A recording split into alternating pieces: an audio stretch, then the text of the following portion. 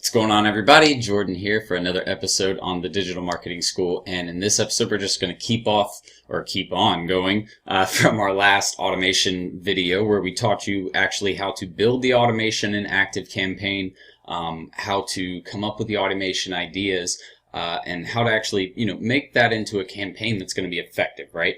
So now we're going to get into automation number 2. And automation number 2, like I said in the first one, we talked about, building the automations, and this one we're going to scale the automations. Okay, so that's why you can see scaling automations.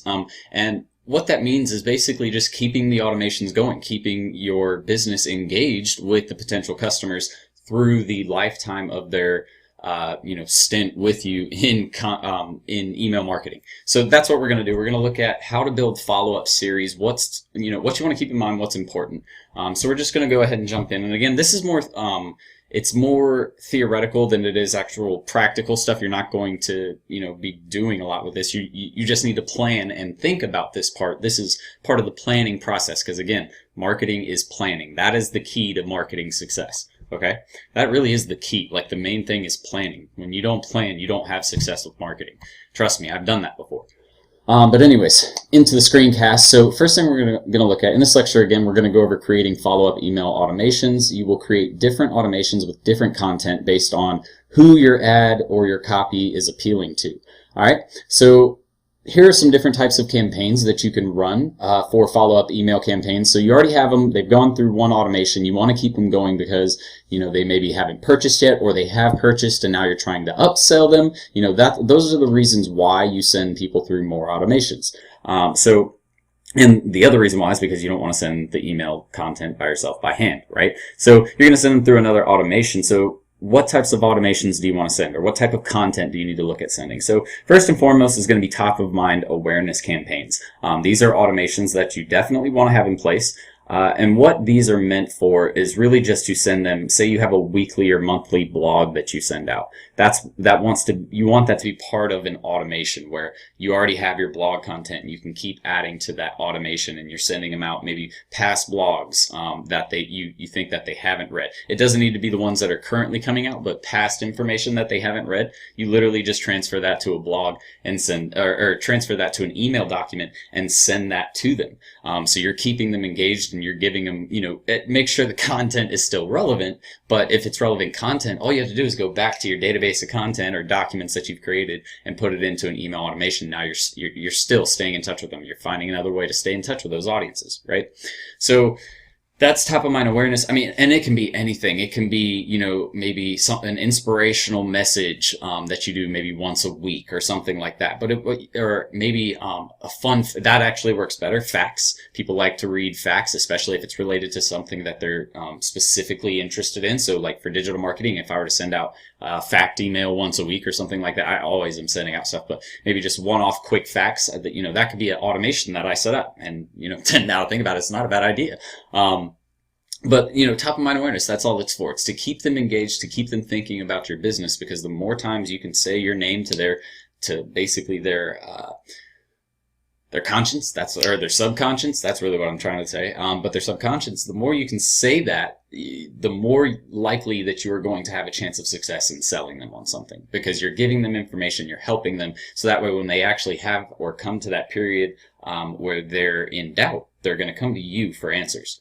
All right. An informational series. So you can see informational and educational, but these are actually different. Informational is going to be something specific about the industry itself or something like that. Educational is usually educating them on their business. So like with me, an informational thing would be like, here's what's going on with SEO. SEO had a big change today, and this is what's happening, blah, blah, blah. That's informational, right? Educational is going to be like, this is what the Digital Marketing School is about. This is who we work with. These are partnerships we have. This is what we do in our community. That's like educational stuff. You're educating them about your business. Or it can be something on the complete other side of educating about your business. Like if you ever have questions, you can feel free to reach us at, say, our Facebook page. You can always send us a message 24/7 and we'll get back to you. That's educational because you're teaching them how to work with your business. Okay, so say it's a restaurant, right? And say that restaurant does, say they do takeout. So this is something, I think Pizza Hut has done before. This is something anybody who does takeout has done before. But say they do takeout or delivery, right? And they want to talk to people about their process. They want people to be familiar with their process. So that way when they call, it makes everything more streamlined and easier to work with, which gives them better return on their investment because it makes their customers happier and it makes them more comfortable in doing business with them. All right. So those are the educational are actually very important email series, because if you can educate your audience better on how to work in your business, then you're much more likely to keep them as a customer and to keep selling to them later on because they trust you. It's all about trust in sales. That's what you're really doing. You're building trust. And if you don't hear anything that I say in any of these other messages, and I know I've said it before, I'm pretty sure, and if I haven't, I'm very surprised, but I'm pretty sure I have. It's all about trust. Like, if they don't trust you, they're less likely to buy. And whether that be your clients or whether that be you working with your business itself and selling your agency. But just keep both in mind when you're selling for them and selling for you, because that's what you're doing. When you take on their marketing, you're selling for them. All right. So when you're selling for them in your business, you have to keep that in mind, that it's about building trust. Trust comes first, because when you can make people trust you, they will buy again and again and again. That's what I mean. It's a proven model. Okay. Next, we're going to look at promotional, and obviously, I mean, you guys can kind of figure out what promotional is. So promotional emails are just going to be, sending them discounts, sending them promo codes, sending them offers for them to buy at a discounted rate, or maybe there's some other deal where they buy one and they get a discount on another. It doesn't matter what it is, the promotion, but that's the type of content those run. And you don't want to necessarily always attach it inside. So we taught you in the last campaign about the promotional offers inside of our automations. Sometimes you may just want to run an automation where you don't put a promotional offer inside of it, and that's totally fine. There's nothing wrong with that. So that's where you would pair it or make sure that it aligns properly with a promotional email campaign or automation that you have running currently. So that's just something to keep in mind there. And then a re-engagement. So if you have a bunch of contacts that aren't, opening your emails, and they aren't opening your emails, you can actually go in, figure out who those contacts are.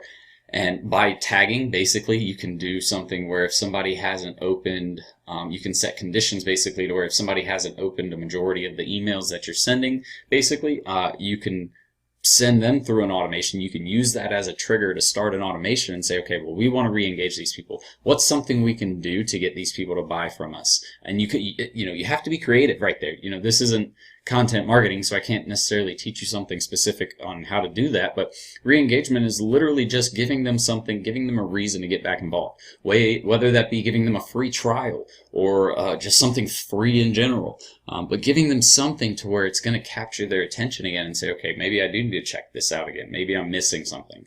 And that's what, just expect conversion rates to be very low already, because it is a very unengaged audience, so it's not likely that they will, but some do come back from those types of campaigns.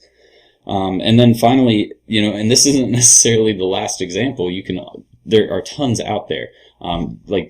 You can easily see, I do research on all types of campaigns. There's tons of them out there that you can look at, and there's tons of different websites that you can look at that have all kinds of different ideas for email marketing campaigns.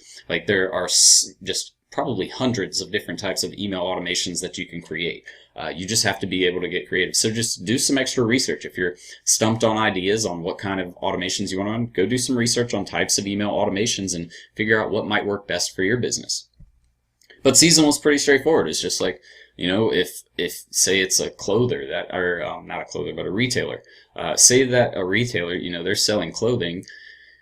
What happens between summer and fall? They do a complete switch, right? So that could easily lead into running seasonal promotional campaigns or seasonal educational or informational campaigns about their company and giving them stuff that is valuable to them, and that helps them come in and say, all right, well, we're going to buy your clothes now, because we know what's happening in your business. We know that there's a sale going on this weekend because we just saw your seasonal campaign come out. That's what I'm trying to say. It's all about setting up the structure of these email campaigns and understanding what you need to piece together to make sure that all of your email space is covered, because that's what it is. You need to cover as many topics as you can, and you need to segment out well enough so that way you know who you're talking to, because all of these different types of campaigns are important and they relate to each different type of customer differently. So having automations in place, and just some notes to keep in mind, you won't just necessarily begin to convert every single contact that comes into your list. It's just impossible to convert every contact, and not every email is going to get read. It just doesn't happen. So just because you're sending people through automations, you shouldn't expect that someone's going to just buy. So when you look at each individual piece of content, you want to look at it and say, really just ask, does the piece of content, is the value greater than the time it took them to read that article? Does that have more value than the time that they just spent? Because if it doesn't, then they're not going to continue reading your content past that. If you're not actually helping them and engaging with them and providing them some type of value, and again, value doesn't just have to be giving them ways to make money. It can be helping them feel good, giving them a discount. It can be all kinds of different things. So, that's what's really important. And just don't expect that you're going to get results just because you're sending everybody through an automation. It really is more about the content than it is the automations itself. And just know that there is no limit to how many automations you can run a contact through. You will want to actually remove any unsubscribed or bounced contacts from your contact list on a regular basis as well. So that's the only kind of limitation. Like unsubscribed people or bounced contacts, you're going to want to remove them, because again, we want our score for our emails to stay high, so that way people our emails go more to the inbox. But outside of that, there really is no limit. And the reason why is because if you have a customer who purchased, you can still upsell them, or you can still provide them value. If you're planning to sell more products in the future, or other types of products in the future, you still want to keep them engaged with your business, because you can resell to them later in the future if you keep that relationship, intact. So it's important to know that it doesn't matter, whether they purchased or not. You can run them through an automation at any point, as long as it's going to be valuable to them. All right, so second automation setup, you can add a tag, add a goal, or even just join, X automation feature to move your user to another automation. So basically, like we showed you in the last video at the very end, at the end of our automation, we literally just clicked start an automation. That's one of the options that you have in ActiveCampaign. So, it's not a difficult thing to use, but you do need to understand, again, where they came from, what information did they just receive, how did they interact with it, and what kind of information do I think will interest them in the future. All right, so an example, you can have a tag, not purchased, that is added to all of your users in your first automation who didn't purchase your product. In your second automation, you can have a start trigger that is for all contacts who have the tag not purchased. Does that make sense? So you're starting basically your second automation just on people who didn't purchase the product. So say you send them through for one t-shirt and they didn't purchase that t-shirt, and you think, okay, well, they didn't like that one. Maybe they'll like this one. All right, so you send them through a second automation and it tries to get them to purchase that t-shirt. And again, you want to add value. Even if it's just t-shirts, you want to add value somewhere, okay? It could be, guys' tips to fashion, whatever. It doesn't matter, but you need to get involved. I don't do a ton of retailers, so that's not something I usually create content on, but I'm just giving you, it can be something. So I'm not able to come up with a really good example right on the spot, but you guys get what I'm saying. You can reuse other automations instead of creating a brand new automation. You can also reuse automations instead of having to create a brand new automation. So we actually have it set up to where when someone comes in on our first automation, they actually run through one of our other automations that we have already pre-built. All we do is we go in, we copied that automation exactly, and then we took out the welcome email and just started off with another piece of content, because you don't have to re-welcome them every time you send an automation. So be careful of that. You won't want to send another welcome email, but you can easily just continue off of the automation you already sent them, because they're already engaged with your email marketing content. Okay, so say you're running 2 ads and 2 automations that align with each ad. Well, even though your contact clicked on ad 1 and went through automation 1, they might be better suited to go through automation 2 now. So you can create triggers in automation 1 to push this user over to automation 2 if they don't convert. Does that make sense? So basically, that they might not vibe as much as you can tell they had some interest maybe in a specific topic in automation one. So you want to send them more information on that topic to see if it gets them to convert. So you can literally just take each individual article or email rather, and look at each email and say, okay, well, did this email perform well or did this email perform well? So like, for example, you can have, say, a email about burgers, an email about tacos, and an email about I don't know, spaghetti. All right, so you have those 3 topics, right? 3 different types of food, and you notice that more people open the burger email, or this person opened the burger email. So you tag people who opened emails about burgers with a burger tag, right? They like burgers. So now you want to send them through another, maybe a more specific email automation. Maybe go through like the history of the burger, something cool like that, right? That's an automation that you can literally send to someone in a like restaurant industries email automation.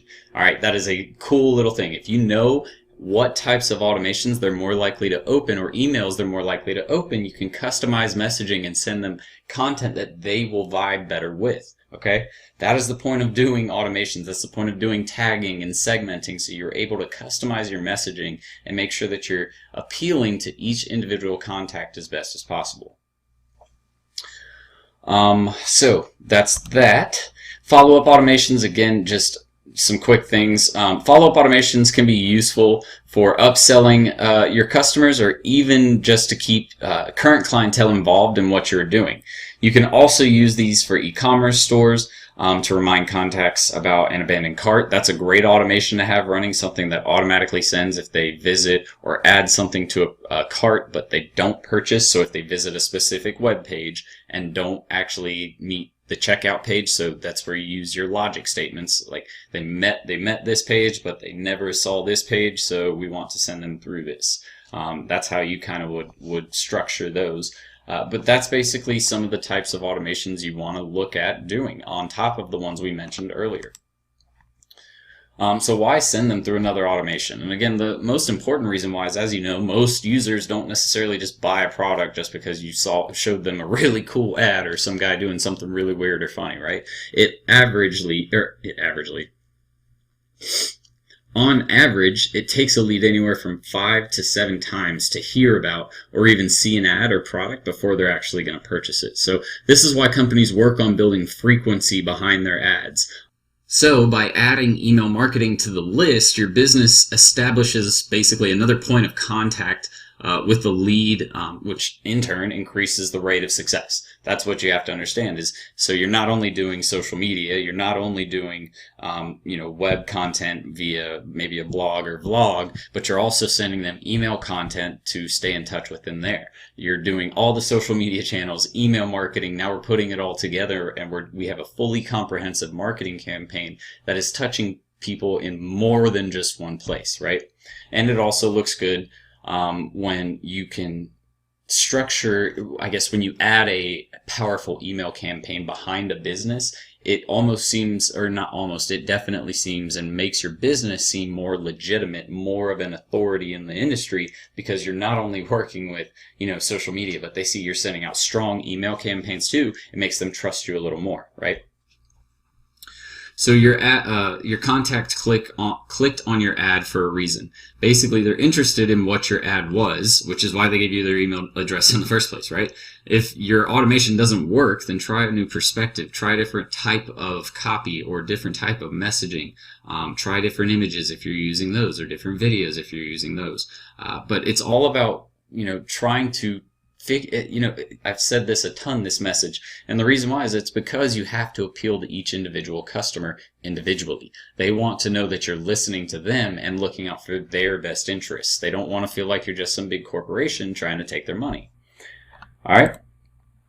So here's some quick examples just for a few niches. And again, this applies to any niche. You just have to make sure that the content is engaging enough. So figure out what people are having issues with. So here's some that I've created before myself. So your first automation can be over why your product will make these contacts a ton of money.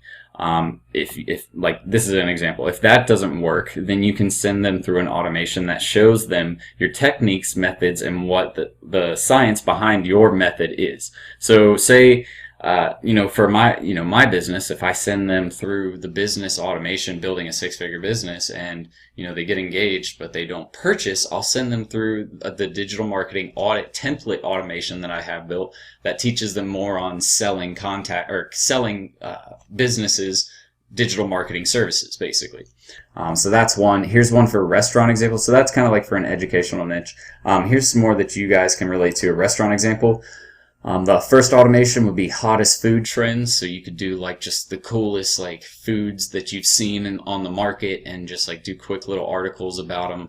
You can write your own email articles. You don't even have to do it in a downloadable article. It just needs to be something fun and informational. And it can be a bunch of those different types of emails. So, and then you can track this based on promo codes, stuff like that when those are used. Automation, or if you get them to sign up for something, that's how you know you're about to have a new customer. They're going to try you out, right? Automation 2 could be preparing quick and easy meals. So you just send them information about preparing quick and easy meals at home. And, I get questions sometimes from my restaurant clients where they're like, oh, well, won't that keep them at home? No. Everybody loves to go out to eat. I mean, I don't know too many people who just don't like going out to eat. So they're going to come out still. You're just giving them more reasons to like you and trust you. Not only are you helping them when they come out to eat, but now you're saving them time and money at home. Now you seem like the best restaurant that ever lived, right? Ooh, the best restaurant that ever lived. So it's all about getting them to trust and like you. That's all sales is. And sales applies no matter, it doesn't matter the industry that you're in. Sales always applies. That's how businesses make money. Realtor example. So your first automation can be buying your first home. So you can target maybe a niche of people who haven't bought a home before. They're usually within a certain age range, something like that. And then automation 2, getting ready to finance your first home. So you just send them through buying their first home. And you might have briefly talked about the financing part, but now you want to talk more about that because that's a big area of concern for people. You know already that they're interested in buying a home, and then you go through the emails and you can create a segment or a list of people who have engaged with all of the financing emails. You know that they did because they opened them or click links inside of them, something like that. So you're saying, okay, well, I know they are interested about that. That's why they opened every article. So now I'm going to send them through a whole automation that just talks about financing. See where I'm going with it?